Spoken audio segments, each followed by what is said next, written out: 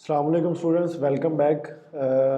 हमने जो है वो लास्ट टाइम लेक्चर अपना जो स्टॉप किया था वो 3 टायर और N tier client server architecture के ऊपर स्टॉप किया था।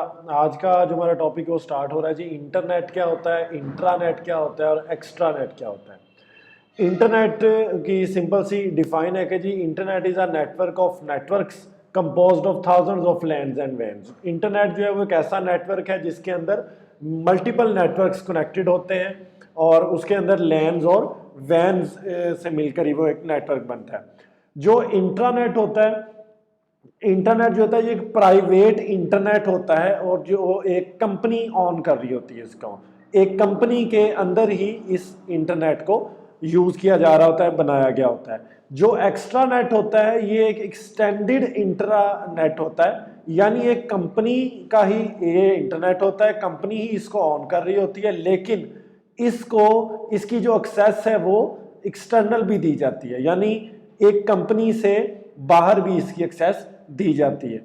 और फायरवॉल क्या होती है जी? फायरवॉल एक डिवाइस होती है या सेट ऑफ डिवाइसेस होते हैं जो कि कंपनी के इंट्रानेट को जो है वो प्रोटेक्ट करती है इंटरनेट से। इंटरनेट से कैसे प्रोटेक्ट करती है? ताकि इसके ऊपर जो है वो कोई थर्ड पार्टीज या मल्टीपल जो है वो लोग जो है या थर्ड पर्सन जो है वो हमारे इंटरनेट के ऊपर जो है वो जब वो कोई मतलब इलीगल एक्टिविटी जो है वो परफॉर्म ना कर सके। तो फायरवॉल इसलिए बनाई जाती है। इंटरनेट्स का अगर हम थोड़ा सा इसको डिटेल में देखें, internet is a web based private network that hosts internet applications on a land. Internet जो होता है ये एक प्राइवेट नेटवर्क हम इसको बोलते हैं क्योंकि ये एक कंपनी की तरफ से बनाया गया होता है, कंपनी इसको ऑन कर रही होती है। ये एक लैन के ऊपर जब इंटरनेट एप्लीकेशंस को होस्ट कर रहा होता है। जाहिर बात है जो लैन होता है वो within the building within the company ही होता है, तो इंटरनेट जो होता है ये एक लैन को ही हम कह सकते हैं कि जी लैन के जरिए ही हम इंटरनेट को यूज कर रहे होते हैं, ऑन कर रहे होते हैं। Internet are an extremely popular and low cost way to distribute corporate information. Internet जो है ये काफ़ी पॉपुलर भी है और लो कॉस्ट भी है, यानी ये हमें लेस एक्सपेंसिव भी हम इसको बोल सकते हैं कि हमें काफ़ी सस्ते में जो है एक अच्छी चीज़ मिल जाती है। Internet infrastructure includes a TCP IP network, web authoring software, web server hardware and software, web clients and a firewall server. Internet जो होता है इसके इंफ्रास्ट्रक्चर के अंदर यानी इसके आर्किटेक्चर के अंदर क्या क्या चीज़ें होती हैं? इसके अंदर टीसीपी आईपी नेटवर्क होता है, सॉफ्टवेयर्स होते हैं, वेब सर्वर हार्डवेयर सॉफ्टवेयर होते हैं, वेब क्लाइंट और वेब सर्वर्स होते हैं, फायरवॉल ईटीसी इसके अंदर मौजूद होते हैं। इंटरनेट और एक्स्ट्रानेट्स की एक डायग्राम के जरिए हम जो है वो देखते हैं इसको कि एक साइड पे देखिए आपको ये डिस्ट्रीब्यूटर्स नजर आ रहे हैं और ऑफ साइट एम्प्लॉयज भी आपको नजर आ रहे हैं, और ये जहाँ पे कुछ सप्लायर्स हैं, यानी ये एक सप्लायर्स का कंप्यूटर है। ये सारे किसके साथ कनेक्ट है? ये इंटरनेट के साथ कनेक्ट है। और अगर हम देखें तो एक्स्ट्रानेट के अगर हमने ये हमारी बाउंड्री है इस कंपनी की, तो इस कंपनी से बाहर भी हमने एक्सेस दी हुई है इस इंट्रानेट की। विद इन द कंपनी जो है वो हम इंट्रानेट उसको बोलते हैं, और जो हम उसको एक्सटर्नल एक्सेस दे देते हैं उस इंटरनेट की, वो एक्स्ट्रानेट हो जाता है। कनेक्टिविटी के बारे में थोड़ा सा जान लेते हैं कि कनेक्टिविटी कैसे होती है। कनेक्टिविटी का मतलब क्या है कि कनेक्शन जो है वो आईएसपीज इंटरनेट सर्विस प्रोवाइडर्स जो होते हैं हमारे, वो में मल्टीपल कनेक्शन जो है वो प्रोवाइड करते हैं। उनमें जो है वो टेलीफोन भी होता है, उसमें ब्रॉडबैंड भी होता है, उसमें लीज लाइंस भी होती हैं, उसमें वायरलेसेस भी होते हैं। सॉरी। बैंडविड्थ क्या होती है जी? Bandwidth is amount of data that can travel through a communication line per unit of time. Bandwidth जो है वो डाटा की अमाउंट होती है, यानी कि कम्युनिकेशन लाइन के ऊपर एक यूनिट टाइम के दौरान कितना डाटा जो है वो ट्रेवल कर रहा है, उसको हम बैंडविड्थ बोलते हैं। और बैंडविड्थ जो होती है ये आईएसपीज की तरफ से यानी इंटरनेट सर्विसेज प्रोवाइडर्स की तरफ से डिफरेंट हो सकती है। वॉइस ग्रेड टेलीफोन कलेक्शंस, ये कौन से कनेक्शंस होते हैं जी? लिखा गया है जी कि बहुत से इंटरनेट सर्विस प्रोवाइडर्स जो होते हैं वो लोकल टेलीफोन लाइंस को यूज करते ही और मोडेम का कनेक्शन हमें प्रोवाइड करते हैं। एक पोर्ट्स होता है और एक ISDN होता है। पोर्ट्स क्या होता है जी? Plain old telephone service.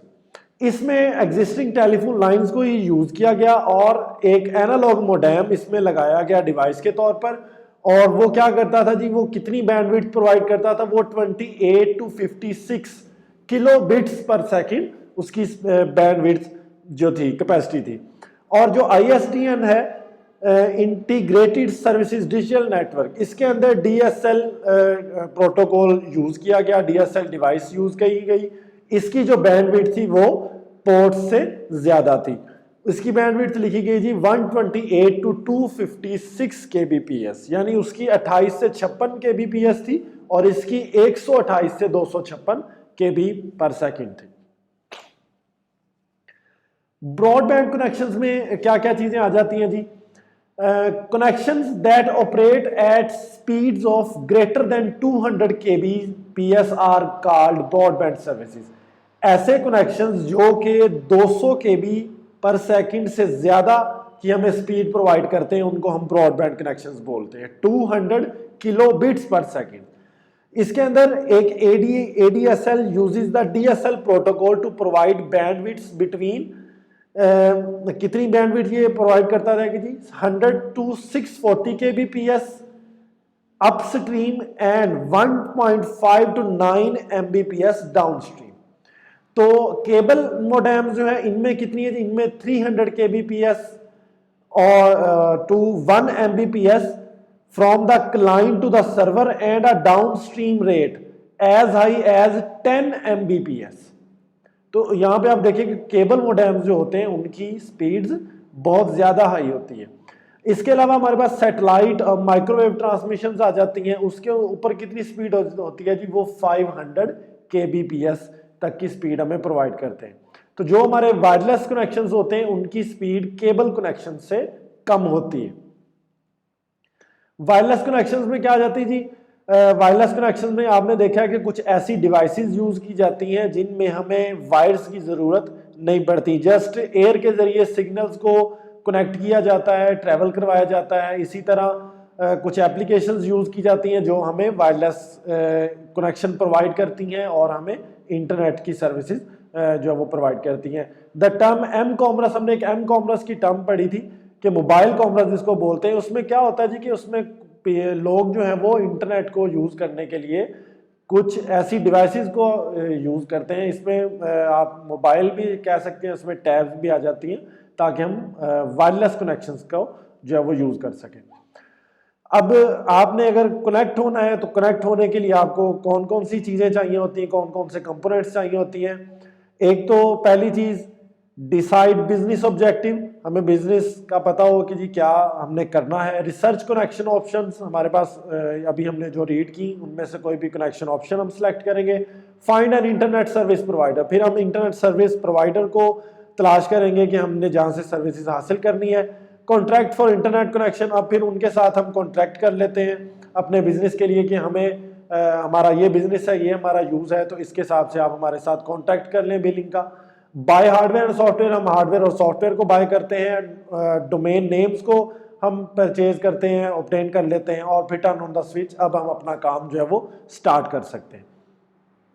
Research connection options के अंदर हमारे पास डायल अप कनेक्शंस भी होते हैं और डेडिकेटेड कनेक्शंस ऑप्शंस भी होती हैं। डायल अप ऑप्शंस के अंदर हमारे पास मोडेम है और इंटीग्रेटेड सर्विसेज जो हमने पढ़ी अभी ISDN, वो दोनों होती हैं। डेडिकेटेड कनेक्शंस ऑप्शंस के अंदर हमारे पास फ्रेम रिले है, T1 T3, ये भी कुछ हमारे पास ऑप्शंस मौजूद होती हैं कनेक्शंस के लिए। Internet services provider, internet service provider is the company that you will contract will for the internet connectivity, जिसके साथ हम इंटरनेट की फैसिलिटीज को लेने के लिए, इंटरनेट की कनेक्टिविटी हासिल करने के लिए हम कॉन्ट्रैक्ट कर लेते हैं, जो हमें इंटरनेट की सर्विसेज प्रोवाइड करेगी कंपनी।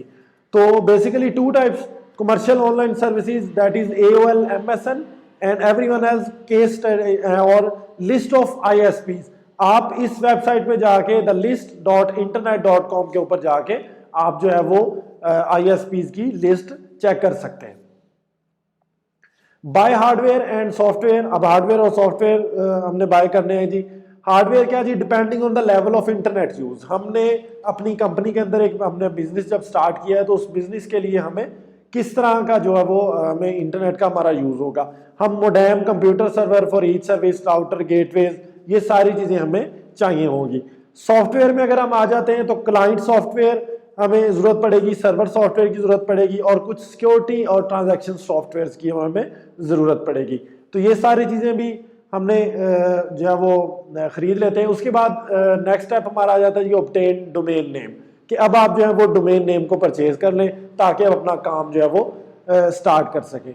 तो डोमेन नेम क्या होता है, शॉर्ट फॉर्म में अगर हम इसको देखें तो it is the identity on, it is your identity on the internet. तो आईपी एड्रेस को याद करने से बेहतर है कि हम डोमेन नेम से उसको याद कर लें। तो ये कुछ डोमेन टाइप्स दोबारा बताई गई हैं, हमने अपने लास्ट लेक्चर में भी यही डोमेन नेम देखी थी और इसके अलावा भी हमने कुछ काफ़ी डोमेन नेम्स को देखा था। तो इसमें से जो आपके बिजनेस के मुताबिक होगा, कंपनी के मुताबिक होगा, वो आप यहाँ से परचेज कर सकते हैं। इंटरनेट एड्रेस ये आपको लास्ट में दिखाया गया है कि इस तरह का जब एक एड्रेस आपके पास होता है तो इसमें हर एक पार्ट को क्या नाम दिया जाता है। HTTP स्टार्ट में ये क्या है जी, www लैंग्वेज है, ये एक प्रोटोकॉल है, हाइपर टेक्स्ट ट्रांसफर प्रोटोकॉल है। उसके बाद जब www आ जाता है ये जी कंप्यूटर सर्वर का नेम है। और .amazon क्या आ जाता है, ये जी रजिस्टर्ड डोमेन नेम है, नेम ऑफ ऑर्गेनाइजेशन है। Amazon के बाद क्या लिखा हो जी .com, ये है जी हमारा डोमेन नेम, यानी .com कमर्शियल के लिए।